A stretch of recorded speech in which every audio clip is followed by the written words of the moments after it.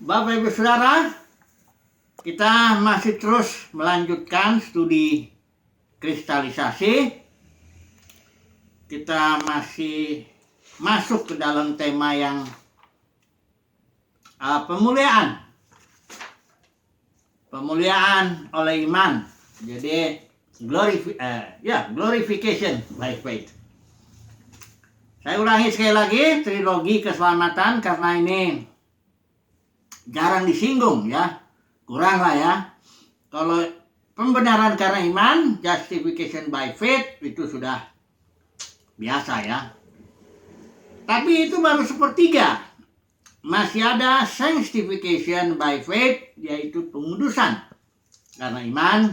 Dan yang saat ini nanti kita akan bicarakan glorification by faith. Itu baru lengkap. Paulus menguraikan keselamatan itu dalam 3 perkara ya.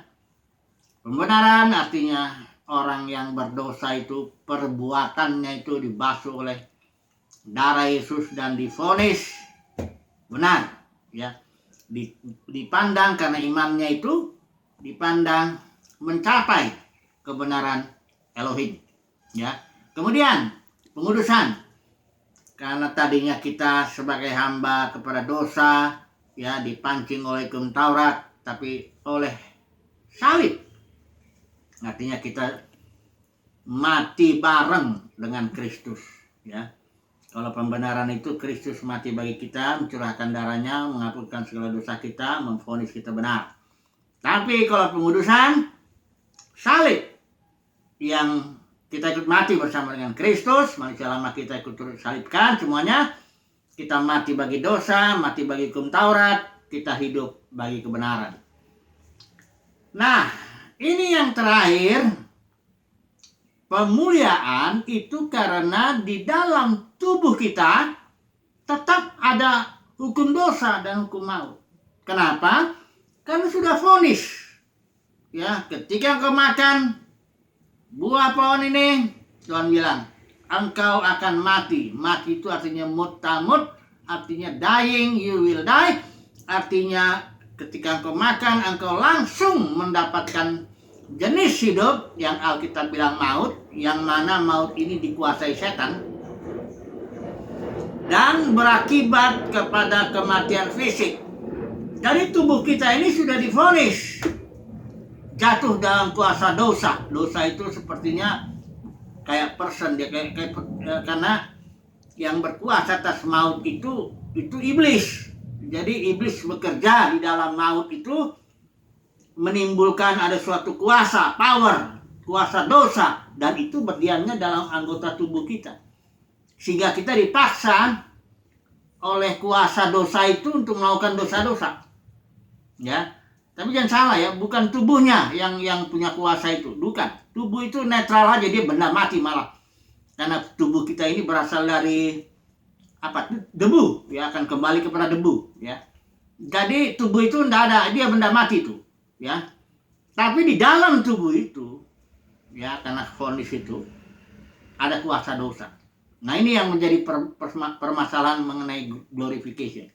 Kita harus dimerdekakan dari tubuh ini. Bukan berarti sekarang tidak bisa dimerdekakan. Karena di pasal 7 itu, simpulan Paulus itu dari seluruh uraiannya akan pengudusan, dia bilang begini, jadi dengan akal budiku, dengan manusia baruku, dengan Kristus yang di dalamku ini, aku melayani hukum Allah. Tetapi dengan tubuh insaniku, aku melayani hukum dosa. Artinya tubuh insani Paulus dan termasuk tubuh insani kita juga masih ada hukum dosa di situ.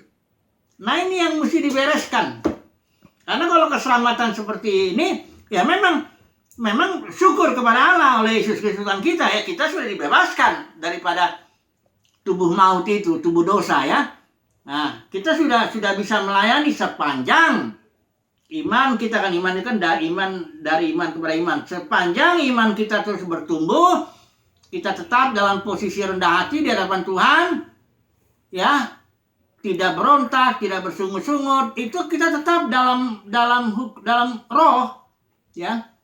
Tapi kalau karena satu dua hal kita jadi sombong barangkali dalam pikiran kita mulai bersungut-sungut dan akhirnya kita terperosok lagi masuk ke dalam kekuasaan hukum dosa dan hukum maut yang ada dalam tubuh kita. Sekarang bagaimana? Ya, Paulus pasal 8 bilang, kita bisa hidup dalam roh. 24 jam sehari bisa. Kalau, ya makanya saya mau bicarakan 3 poin. Ya, mengenai glorification ini. Glorification by faith. Yang pertama poinnya, menuruti roh. Ya, ini yang pertama. Kita harus belajar. Ini satu pasal 8 ini itu semuanya bicara poinnya glorification ya, by faith ya. Ini bagian terakhir dari trilogi keselamatan itu. Menurut roh, nomor 1 kita akan bahas sedikit. Kedua, nanti manifestasi putra-putra Elohim yang ada di pasal 19 sampai 18 sampai 21 itu dibicarakan. Ya. Baru yang ketiga kita akan bicarakan pembebasan tubuh. Artinya tubuh ini mesti diganti. Ya, ganti dengan tubuh yang Yesus punya juga. Waktu kebangkitan Yesus itu dia punya tubuh rohani. Bisa tembus tembok. Kalau mau bisa makan. Ya bisa apa-apa aja, melayani dengan tubuh seperti itu enak sekali. Enak sekali ya, tidak ada ini kalau kita dengan tubuh ini melayani harus pandai-pandai juga. Paulus bilang, aku melatih itu istilah Yunaninya pomel, itu mendisiplin dengan tegas. Tapi hati-hati ya, jangan nanti menyiksa tubuh, bukan itu maksud Paulus juga. Tubuh ingin tidur dipaksa untuk bekerja, tubuh udah lapar paksa untuk, jangan bukan begitu. Itu bisa mati itu tubuh digituin ya. Tapi tubuh harus dibentuk, harus didisiplin, dididik. Jangan dia nanti, karena di dalam tubuh itu ada hukum dosa dan hukum maut yang kita perlu pandai-pandai dia. Jangan sampai, saya bilangnya singa tidur. Ya, singa tidur, kalau dia dibiarin, misalnya contohnya makan lah. Ini kita melayani Tuhan, makan harus kita jaga. Kenapa? Ini tubuh ini kalau saya sih mengalami ya, kalau udah mulai makannya enak itu makin enak, makin waduh, mau terus begitu. Toto kolesterol ya, asam urat gitu. Ya harus dilatih, perlu olahraga dia. Tubuh ini perlu disuruh olahraga, kadang males loh. Lebih enak tidur. Ini tidurnya juga harus dijaga. Baik makan, baik olahraga maupun tidur, jenis makanan apa semua kita harus karena ini apa? Tubuh ini di dalamnya ada hukum dosa dan hukum maut, di mana kita harus melatih tubuh kita. Ya. Mempomel ya, mendisiplin agar tubuh kita ini bisa dipakai. Karena selama kita melayani di dunia, kita harus pakai tubuh ini. Nantilah ketika nanti Tuhan datang, ini dia. Tubuh kita ini diganti dengan tubuh yang baru. Ini dia. Glorification itu artinya penggantian tubuh itu. Nah, coba dulu kita lihat dulu yang poin pertama. Menurut roh dulu. Pasal 8 ayat 4. Kita baca dulu ya. Ayatnya. Supaya tuntutan hukum Taurat digenapi di dalam kita yang tidak hidup menurut daging, tetapi menurut roh. Saya sudah jelaskan kemarin mengenai daging ya. Itu daging itu yang istilah yang Paulus gunakan secara teologis itu bukan tubuh ini daging ya, tubuh manusia, bukan. Daging itu dia menjelaskan sifat dasar manusia atau sinful nature manusia yang udah jatuh dalam kuasa dosa dan kuasa maut itu. Jadi daging itu yang di situ bukan dia punya power, daging itu. Itulah melawan roh. Ya, orang yang berjalan dalam daging nggak mungkin dia berjalan dalam roh. Bagaimana kita bebas dari daging? Kita mesti berjalan dalam roh karena ini roh ini lebih tinggi ya. Ya. Kalau kita mengikutinya, ini makanya sangat penting mengikuti roh ini karena kita berada dalam kalau katakanlah dalam dua kuasa. Ya ini kuasanya lebih hebat roh ini. Tapi kalau kita nggak mengikuti roh, ini berkuasa. Ya, nah saya sudah jelaskan juga kemarin ya, kemarin mengenai daging ini tidak selalu dia berbuat jahat daging itu. Ya, karena yang kita makan itu buah pohon pengetahuan yang baik dan yang jahat. Ketika kita jatuh dalam dosa itu, yang kita makan tuh buah pohon pengetahuan yang baik dan yang jahat. Jadi ada baiknya. Jadi daging ini, kedagingan kita ini banyak bisa berbuat baik. Tapi namanya daging, pertama jelas tidak berkenan kepada Tuhan. Kedua, namanya daging ini pasti dia self-center, untuk kemuliaan diri. Saya sudah bilang itu, dalam kedagingan, kita bisa berdoa. Nah, makanya kita bilang, kau berdoa, tapi doamu nggak dijawab karena kau salah. Yang kau minta itu berdoa dalam daging. Baca Alkitab bisa nggak dalam daging? Sangat bisa sekali. Orang Farisi itu bilang gini, kalian menyelidiki kitab-kitab suci sebab kalian menyangka bahwa oleh kitab suci itu kalian memperoleh hidup. Tapi kalian tidak mau datang kepadaku untuk mendapatkan hidup itu. Yang bunuh Yesus itu bukan orang-orang yang nggak tahu baca Alkitab, Taurat ya.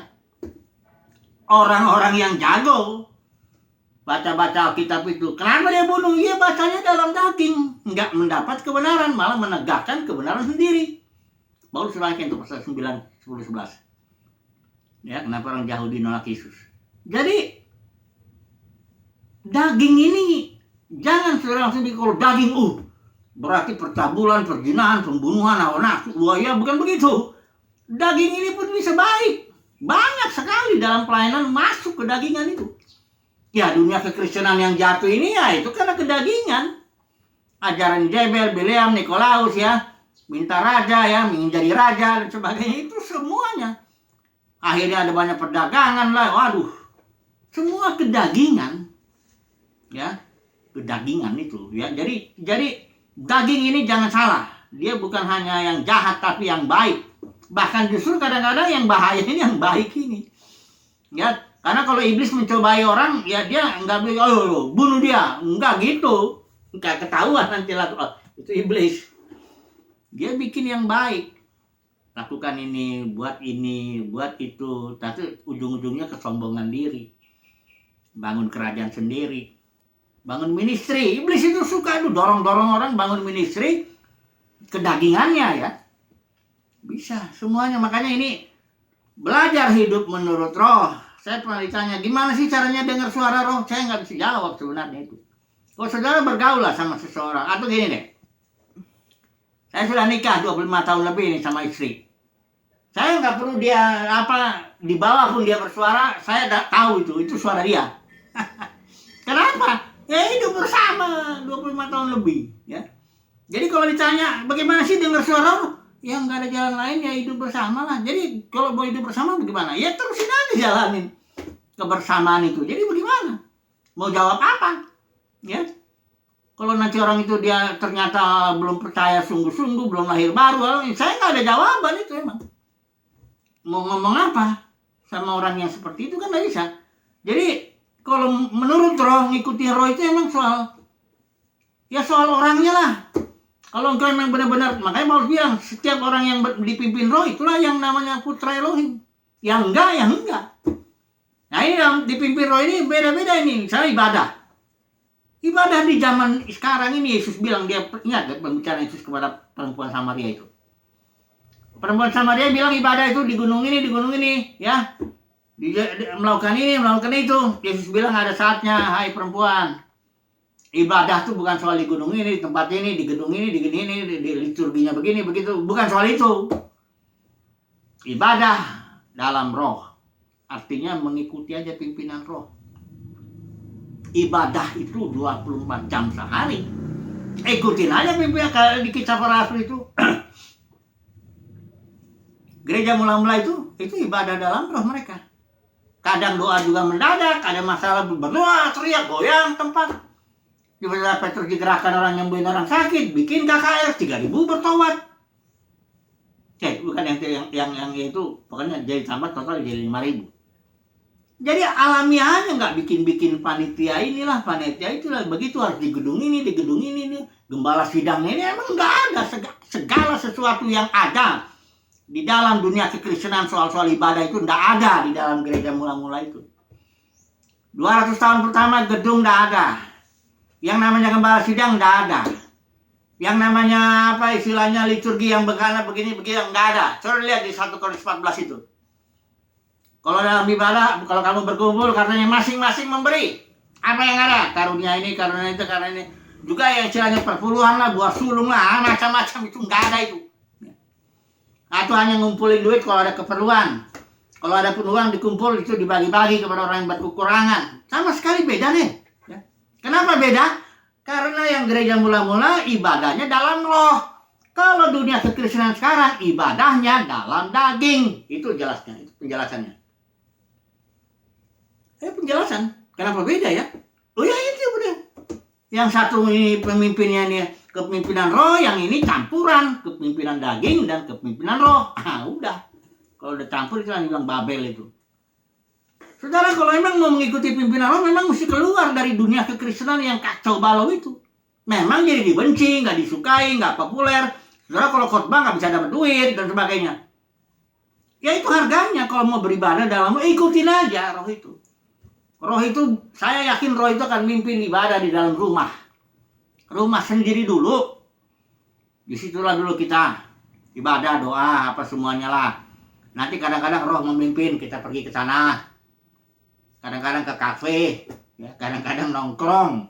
Nongkrong di mana? Kalau nongkrongnya bicara firman Tuhan, daripada nongkrong di gedung gereja ibadah atau ada yang main HP lah, ada yang otak kemana-mana, ya gimana? Jadi ibadah ini mengikuti pimpinan roh ini dalam soal ibadah ini sangat penting. Ya, kemudian dalam soal ibadah ini yang sejati itu nanti kalau kita melihat itu mempersembahkan tubuh. Anggota tubuh ini supaya dipakai kepada kebenaran. Ya. Saya yakin kalau orang beribadah dalam roh tubuhnya sehat. Ya.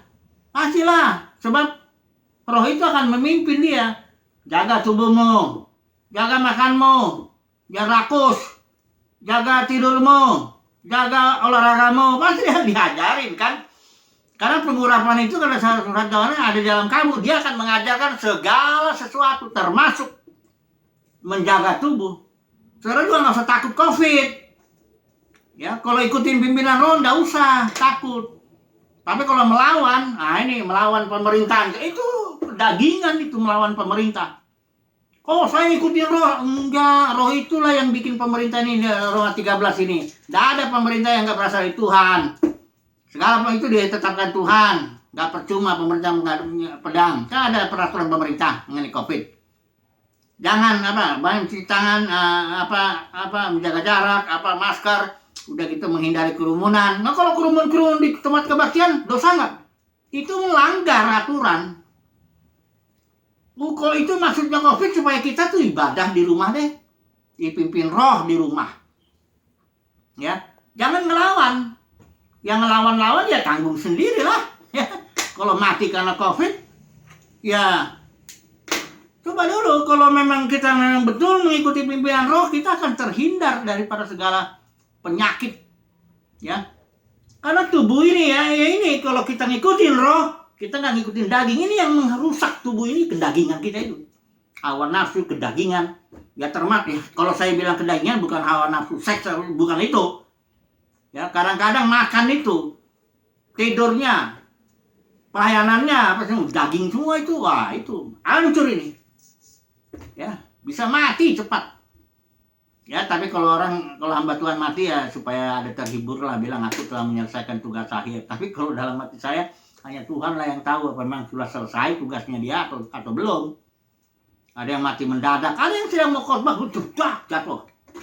Ya, kecapean, stroke, dan macam-macam. Ya.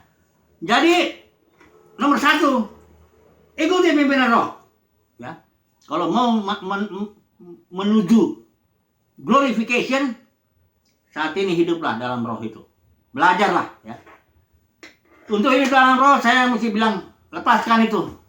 Dunia kekristenan, udah yang penuh dengan ajaran Jabel, Bileam, Nikolaus, macam-macam. Lepaskan itu. Mulailah mengikuti, mendengar suara roh. Karena di kitab Wahyu juga itu, para pemenang itu orang-orang yang mengikuti anak domba kemana saja dia pergi. Kalau saudara sudah masuk terikat dalam dunia kekristenan, terikat dengan uang, terikat dengan jabatan, terikat dengan hierarki, saudara nggak bisa lagi ngikutin roh. kemana saja dia mau. Sudah tidak bisa lagi mengikuti anak domba kemana saja dia mau. Saya orang bebas sekarang ini. Saya nggak terikat oleh aliran apapun, oleh organisasi apapun, oleh apapun juga, manusia apapun, tidak ada. Saya belajar mengikuti aja kemana Tuhan mau. Sampaikan apa yang Tuhan mau. Ya, jalani hidup ini apa yang Tuhan mau. Itu mengikuti pimpinan roh, ibadah dalam roh, ya. Oke, poin kedua, manifestasi, ya. Jadi ini saya bacakan aja lah ya. Ayat 19 ini ya. Pasal 8 ayat 19 ini. Sebab dengan sangat rindu seluruh makhluk menantikan saat anak-anak Allah dinyatakan. Ya, karena seluruh makhluk telah ditaklukkan kepada kesia-siaan bukan oleh kehendaknya sendiri, tetapi oleh kehendak Dia yang telah menaklukkannya. Tetapi dalam pengharapan, karena makhluk itu sendiri juga akan dimerdekakan dari perbudakan kebinasaan dan masuk ke dalam kemerdekaan kemuliaan Allah. Saya sudah sering bicara ini, bahwa orang-orang yang mengikuti nurut sama roh saat ini itu nanti akan dinyatakan. Sekarang nggak ketahuan siapa yang nurutin roh, siapa yang nurutin daging. Dalam dunia kekristenan juga nggak bisa dilihat, ya. Siapa yang sebenarnya ini ngikutin roh, mana yang melayaninya ikutin daging, nggak ketahuan. Tapi nanti ketika Tuhan datang, di situ dimanifestasikan, dinyatakan. Ini loh yang ikutin roh. Ya, karena itu yang putra Elohim. Siapa yang mengikuti roh, itu yang disebut putra. Kalau biarpun sudah justification, sanctification, tapi nggak mengikuti roh, ya enggak. Makanya banyak yang dipanggil, sedikit yang dipilih. Jadi nanti ada saatnya ketika, jadi kita nggak bisa bicara sekarang lah. Sekarang ini lalang dengan gandum mirip itu, ya, nggak bisa dibedakan. Nggak bisa dibedakan. Tapi nanti setelah waktu membuktikan Tuhan sudah datang, baru dia ketahuan, ya. Karena kata orang, kata kedokteran tuh janin monyet dengan janin manusia tuh kalau umurnya masih beberapa minggu atau bulan nggak ketahuan. 3 minggu kali, 2-3 minggu ya nggak ketahuan.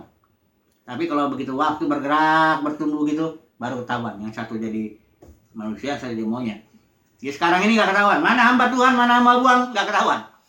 Mana orang yang ngikutin pimpinan roh, mana yang ngikutin pimpinan daging, nggak ketahuan. Karena mirip kok, ya.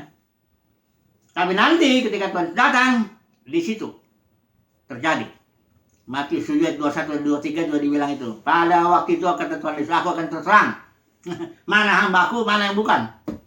Puji Tuhan lah, kita menantikan ya, itu ya saat dimana putra-putra Elohim dimanifestasikan. Untuk apa dia? Untuk membebaskan ciptaan. Kalau kita baca ini, seluruh ciptaan. Karena ini adalah buah sulung. Akan ada buah-buah berikut yang akan dimerdekakan. Semuanya ciptaan ini akan masuk ke dalam kemerdekaan putra-putra Elohim. Ini putra-putra Elohim cirinya apa? Merdeka. Nggak diperbudak oleh apapun juga. Bebas, ya. Melayani Allah itu enak sekali.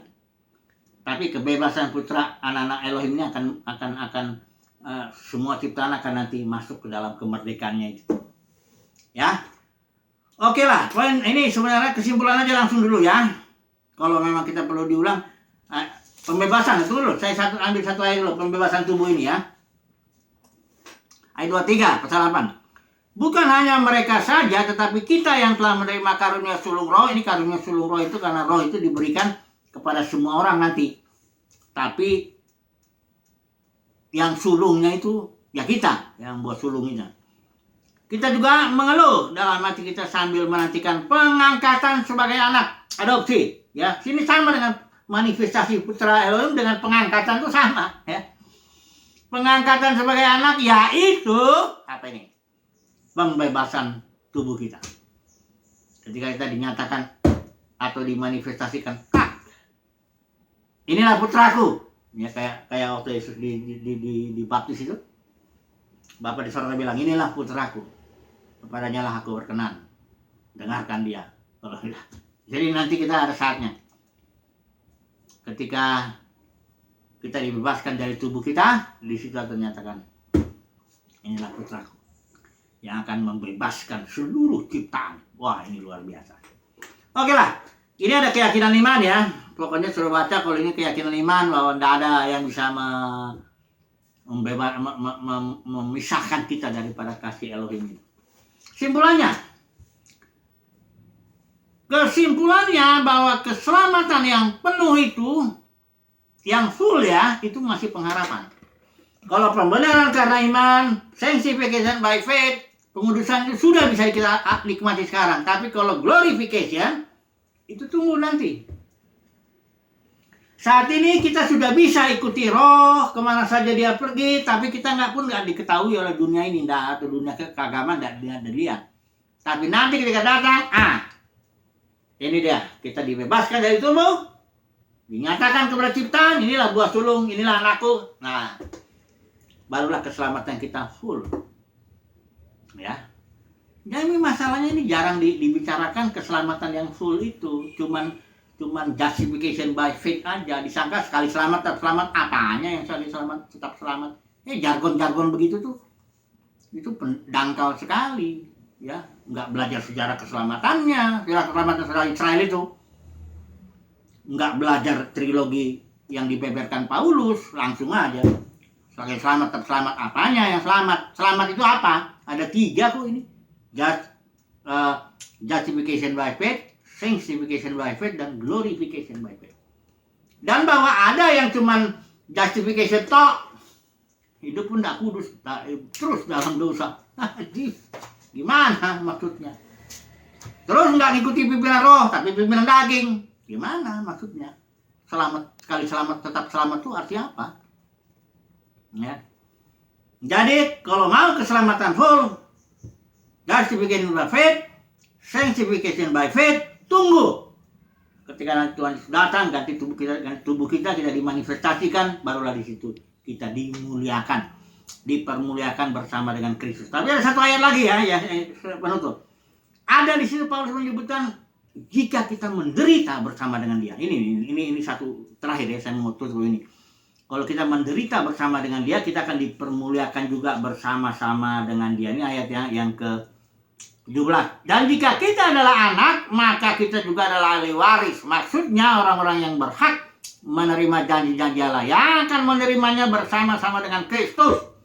Yaitu jika kita menderita bersama-sama dengan Dia, supaya kita juga dipermuliakan bersama-sama dengan Dia. Jadi saat ini, saudara dan saya, kalau memang benar kita buah sulung, kita akan menderita bersama dengan Yesus. Yesus itu menderita sama siapa sih? Pemungut cukai ya? Orang berdosa?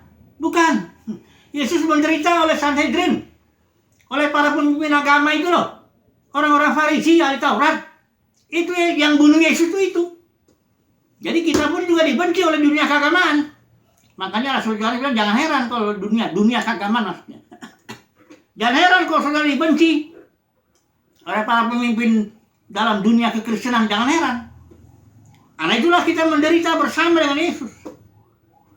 Kalau kita dipuja-puja, disanjung, jangan-jangan kita bagian daripada yang membunuh Yesus itu.